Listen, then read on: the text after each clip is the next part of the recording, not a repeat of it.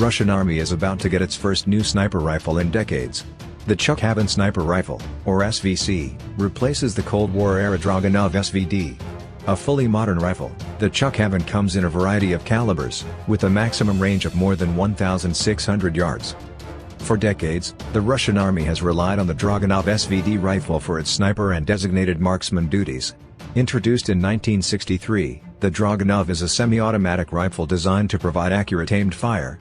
The Soviet Army issued them on a wide scale to compensate for the AK-47's relative lack of accuracy.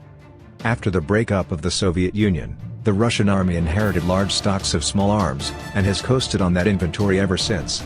The SVD rifle, although good by the standards of the early 1960s, is woefully obsolete for today's battlefield. The Russian Army needed a new sniper weapon, and a new weapon had the potential to become a hit on the international arms market. The Chukavin originally debuted at Russia's 2017 Army exhibition. Like the SVD, the Chukavin is chambered in 7.62 by 54R, but also comes in the Western equivalent .308 Winchester and the high-powered .338 Lapua Magnum.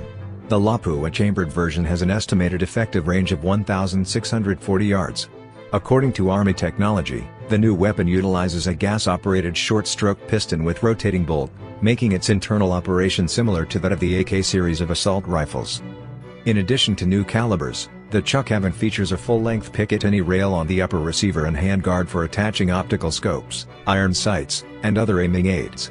The Chukavin also features what appears to be a U.S.-made Harris bipod, laser designator, sound suppressor, and barrel-mounted flashlight.